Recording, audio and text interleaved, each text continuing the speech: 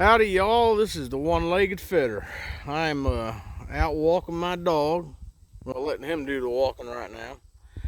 And he's getting into it in the creek. But I thought I'd just try to explain what the difference between conservatism and liberalism is. Because I don't think most of the young people these days have any clue what it means. You've got so many young people that are liberals because of their professors and their teachers in colleges and universities. And when you go out on the street and you ask them basic, simple questions about economics or about our country's history in general, they can't tell you a thing. They can't tell you anything accurately. You got Congresswoman like Alexandria Cortez, who's quite obviously socialist. She defends it all the time. She doesn't understand basic economic principle either. So, from a standpoint of economics, I'm going to try to explain what the difference is between conservatism and liberalism. Now, what liberalism does, liberal, means to basically to do in excess, to put it in layman's terms.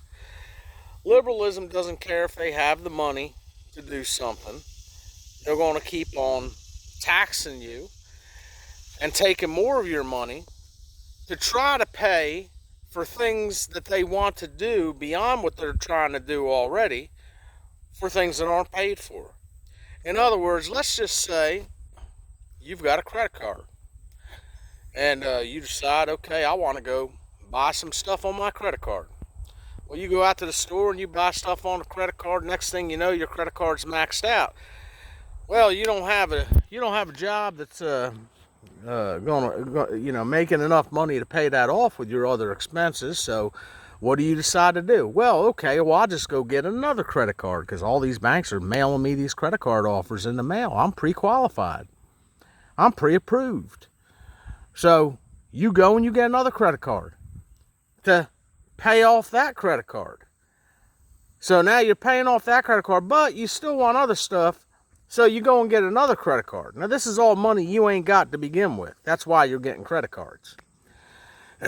So you're paying off one credit card with another credit card, getting another credit card so you can buy things while you're using the one credit card to pay things off on that card, but you still ain't paying nothing on the card that's paying off on the card that you first had.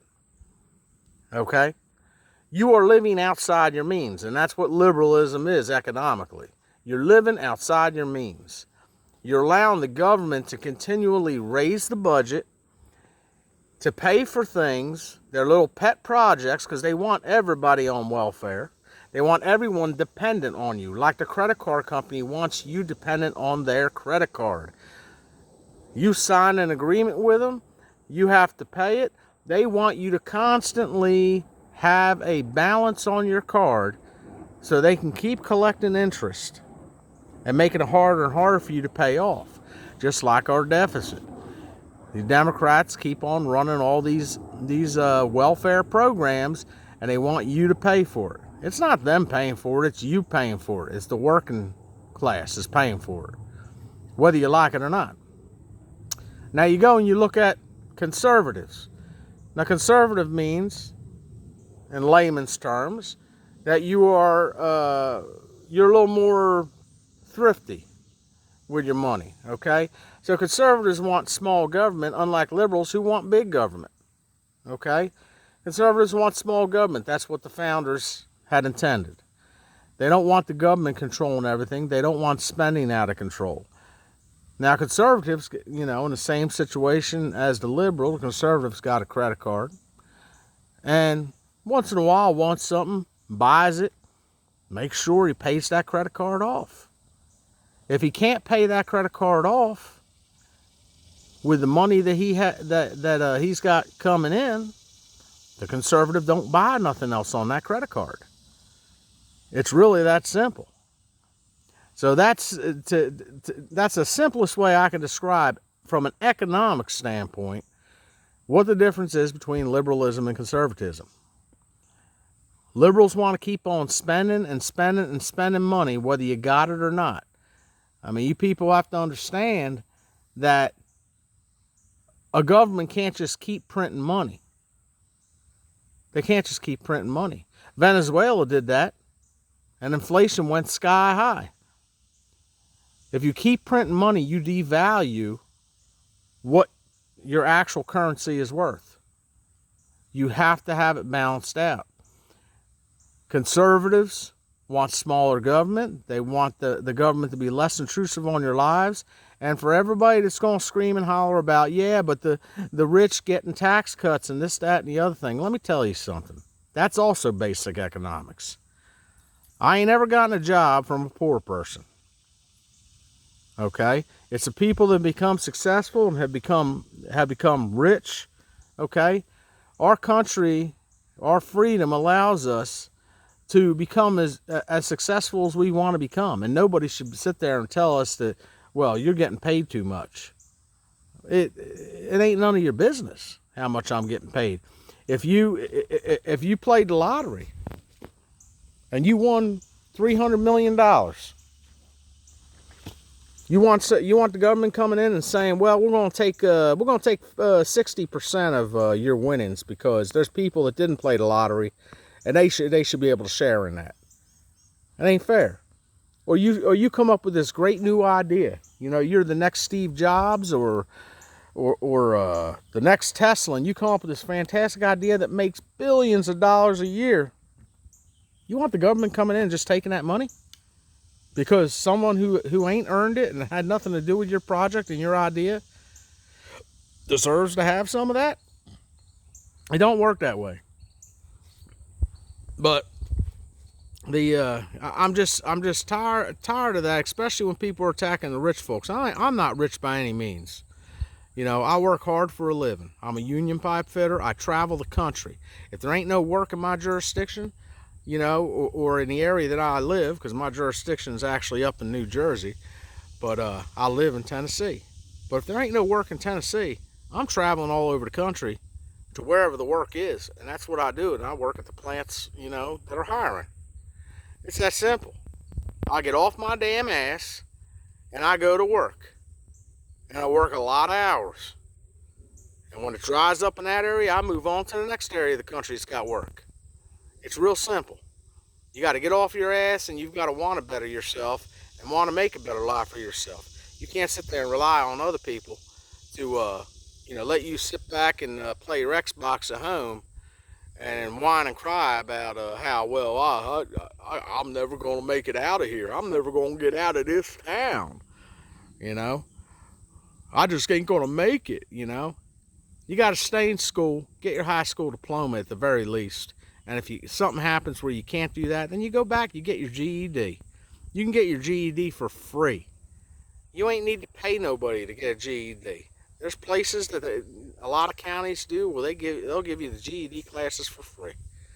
You know, and go out and make something of yourself. Do what you want to do to make money instead of working at McDonald's or whatever. But, you know, we need to have freedom in our country, not more regulations. And like I said about people, young people especially, up in arms about rich people making too much money and they need to be taxed more. The top 1% of this of rich people in this country pay 70-some% of our taxes. You know, and when you give them tax breaks, as been shown with the current Trump administration, guess what?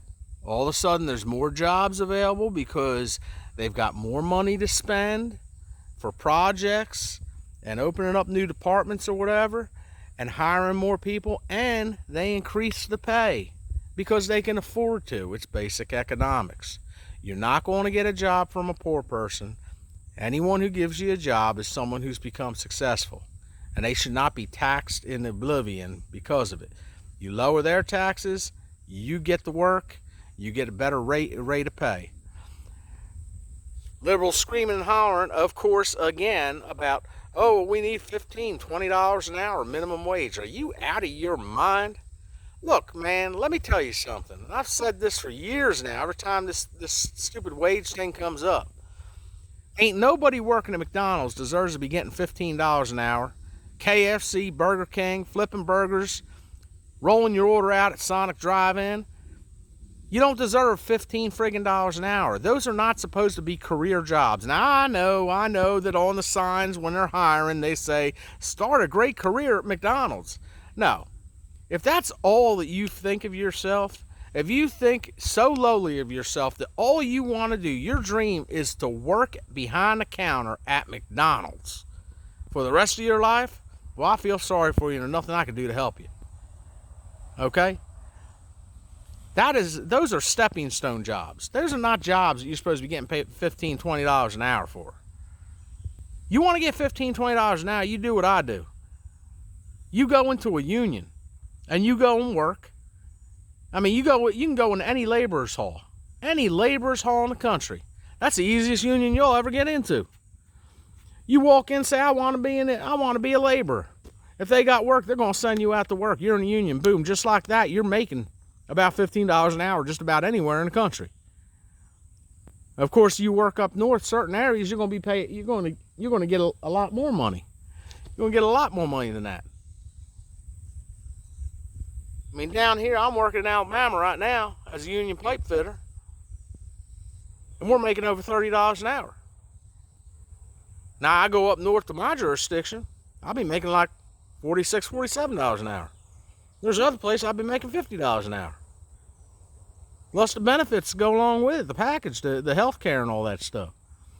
You got to decide that you truly want to have a better life than what you have if you're complaining about it. And you got to do something about it. You can't sit there and just whine and hope that the Democrats, which have never, ever, ever done anything to get people out of their situations. They've never pulled anybody up. They've never pulled the minorities up in the cities and stuff.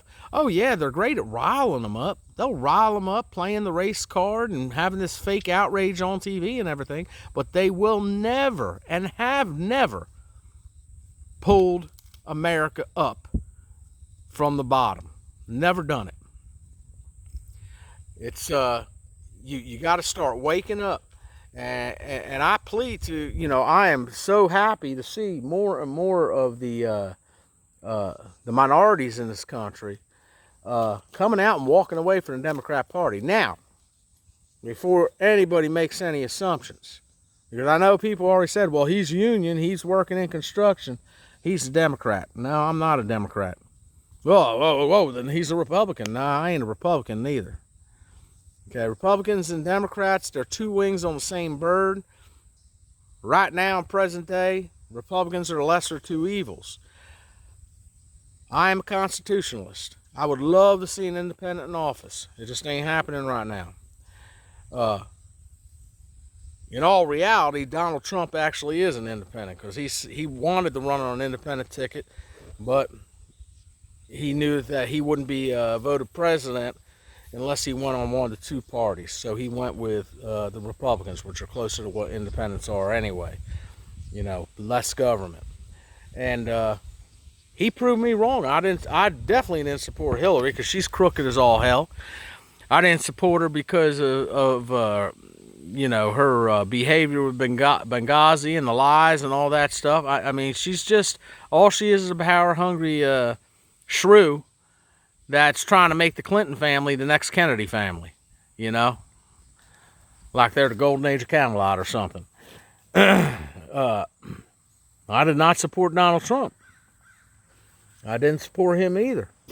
But when he did get elected, I just prayed like I always do. If it ain't my candidate, I pray he proves me wrong. Well, guess what? Donald Trump proved me wrong. From day one, he was keeping his promises that he made on the campaign trail. He wasn't talking talking with a forked tongue like all these politicians do. They promise you one thing on the campaign trail, then when they get in the office, they give you every excuse in the world why they can't do it. But he's been doing what he said he would do.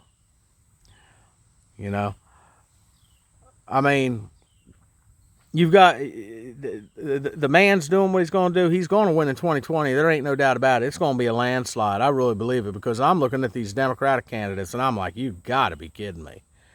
You got to be kidding me. I mean, there's 20 candidates now running for the running for the ticket.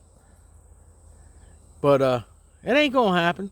And it cracks me up, man, because I'm watching the Democrat Party just commit suicide. They're committing suicide. They're embracing socialism. They're against Americans while at the same time saying they're for Americans when they're really not for Americans.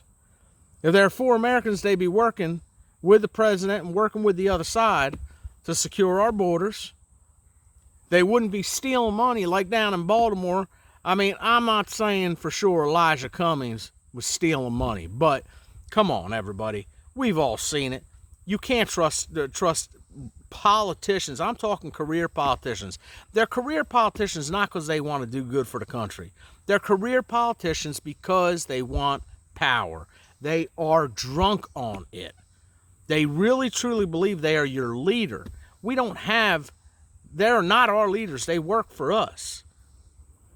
We control the fate of this country. We control our destiny. But people have forgotten that, and you got to get back on board and believe that and remember that. If you don't hold your candidates' feet to the fire, they're just going to keep doing what they've been doing. Now, Trump is holding Elijah Cummings' feet to the coals. He gave, most people don't know because it's not getting reported on CNN or any of these other mainstream networks.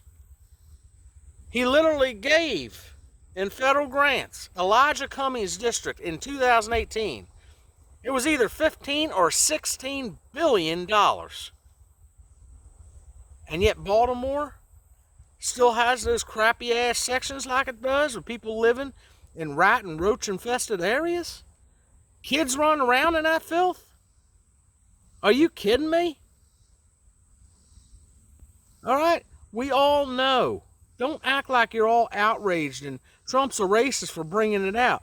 I mean, every single time Trump, or even if it's not Trump, and it's a Republican or it's someone like me who says something about a specific situation, and that situation or that area is controlled by someone who is not white, I'm automatically a racist. That's their go-to. That's their go-to defensive play.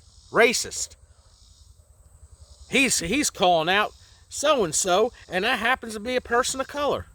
That is the stupidest shit I've ever heard. Okay? It ain't no one's fault that the person is a person of color. I didn't call out the person's skin color. I didn't call out their ethnicity. And neither did Trump. Trump just said, look at his district. He was given $16 billion last year, 2018. Look it up. Look it up. What did he do with it? Where did it go? I could tell you exactly what happened to it. It went into people's pockets in the city. Guaranteed. Come on, Colt. No. Don't you go up. Don't, no, down. Off right now. Come here. I'm sorry. Okay. Come here. My dog's jumping up on people because he's a little lover.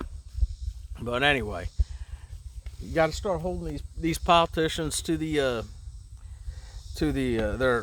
feet to the fire, because we all know they've been stealing from us for years. They sit there and they take money that they've been granted and whatever, and it just gets filtered and laundered and dissipated. Colt, come here, buddy. And disappears into no man's land, you know. And then you look at these politicians who are in charge of those districts, and they're living in these nice houses, and they're not in that slum area, you know. I mean, look at Nancy Pelosi's district, same thing. San Francisco, you got homeless tented up all down the sidewalks. And I'm not saying I'm against homeless people. Yeah, I've helped plenty of homeless people, but you know, they should never be in that situation.